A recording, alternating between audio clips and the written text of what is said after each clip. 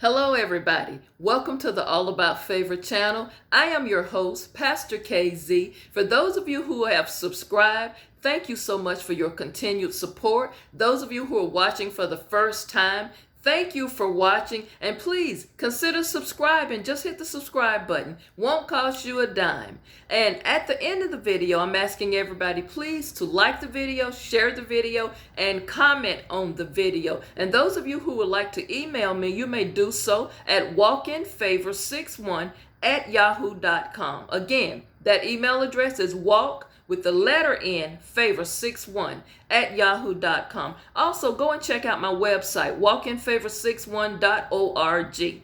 Now, on this Friday, I like to keep things light. Yesterday was a little bit heavy with that email from the Tell the Truth episode, but I want to talk today a little bit about balance and a little bit about health.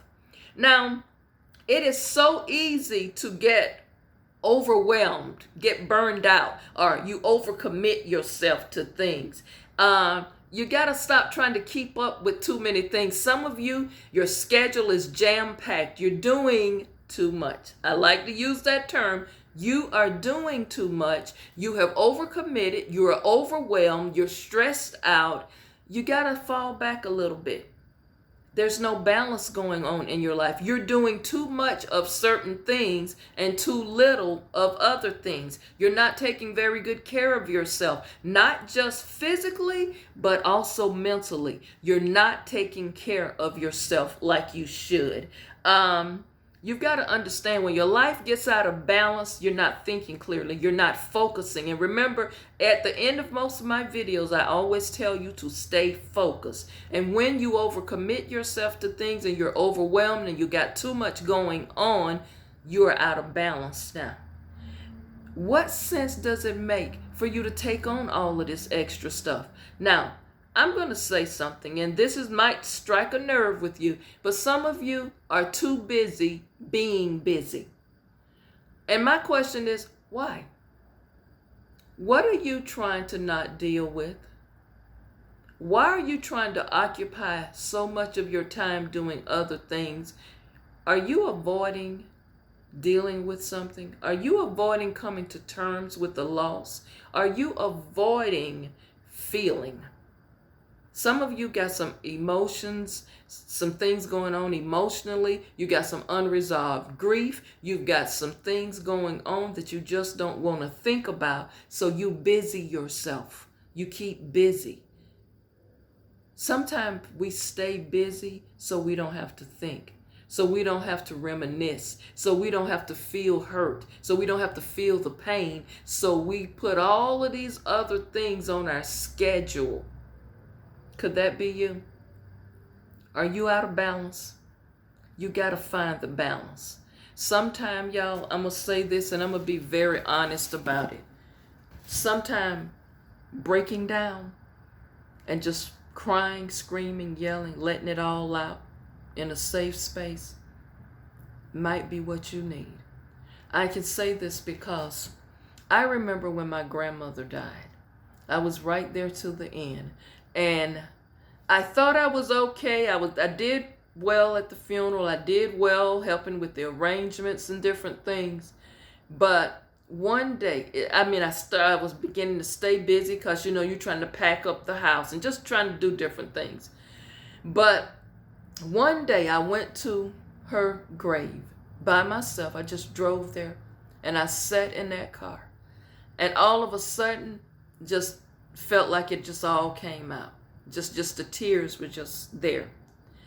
But I admit, after that, I began to feel better. Let me say this because I was trying to do something I couldn't do, which was be strong for everybody else. I'm a pastor. The first thing people say, don't cry. You're supposed to weep when they go home and rejoice when they, just all of this stuff, that cliches. And I was trying to not be a person. I was trying to be Pastor K instead of just a granddaughter who was raised by this woman who was like a mother to me and just let my emotions come out. So I was trying to put up this brave face, this brave front. And for about 3 months, I was sick. inside, it's like I wasn't eating right. Just my sleeping was off. And I was out of balance. I just wanted to share just the snippet of that with you. I was out of balance. And when you're out of balance, everything's get off kilter. I was going to the doctor. The doctor is saying I get my blood pressure is high. I got this. I know it was no reason for my blood pressure to be high until one day I was sitting in the doctor's office, and one of the nurses who's befriended me over the years said something to me so profound. She says, "You know what? I think you're grieving.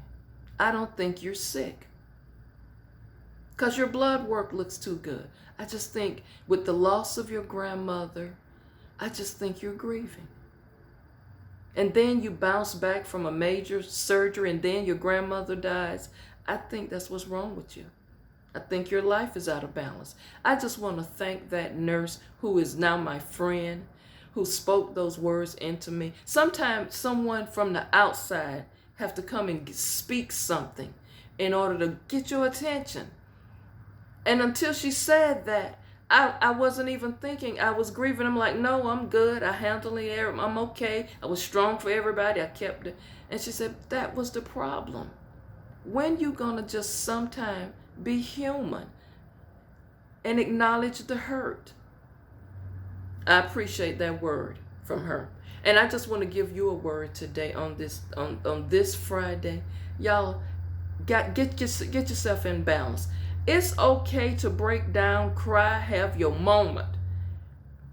But don't keep prolonging the inevitable, because you're going to make yourself sick. You're going to be going to the doctor. They're going to keep prescribing all kind of stuff. Next thing you know, you're going to be on 20 different medications, ruining your body, because some of those synthetic drugs is not good for you anyway.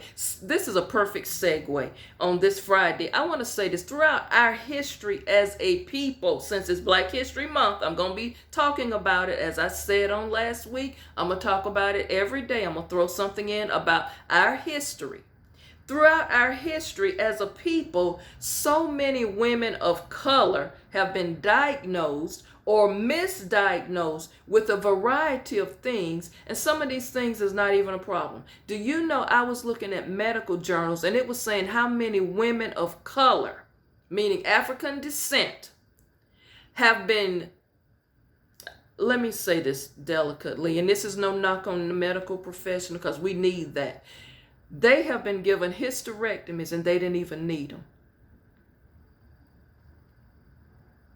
Do you know how many African American women right in the state of Florida have been diagnosed with breast cancer that didn't even have breast cancer?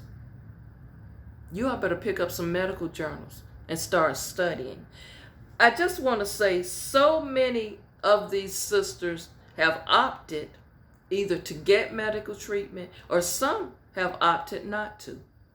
Case in point, a lot of them have chosen the ways of the ancestors and gone holistic and went to holistic forms of treatment. Also, in a lot of rural towns, I just read this couple of days ago in the paper, a lot of Black women are diagnosed at alarming rates of having cervical and ovarian cancer. Also, we are being diagnosed at record rates with diabetes, hypertension, high cholesterol, and cardiovascular disease. I'm getting this straight from a medical journal. In rural Alabama, so many Black women have been diagnosed with cervical cancer, they done shined a spotlight on it. Like, why is this happening with African American women in alarming rates? You're going with these cervical cancer diagnoses. Why at alarming rates Black and brown women have hypertension, high cholesterol, and heart problems?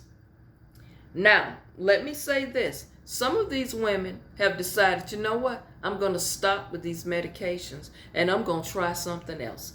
Do you know that some of these women have decided to ditch the synthetic drugs, and have gone holistic. And many of these women are testifying that they are now healed because they simply changed their diet, they lost weight, they began to exercise, and their spirituality has increased, walking by faith.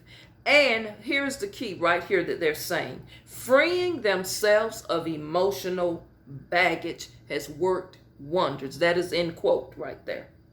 So for Black History Month, I just want to end this video by saying to all my sisters and my brothers out there, let's work on ourselves. I always put myself in here because I need to do it too.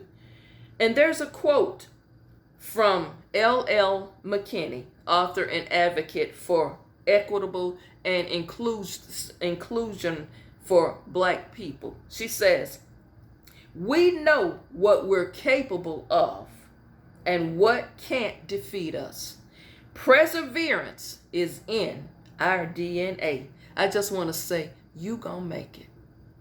We know what we capable of.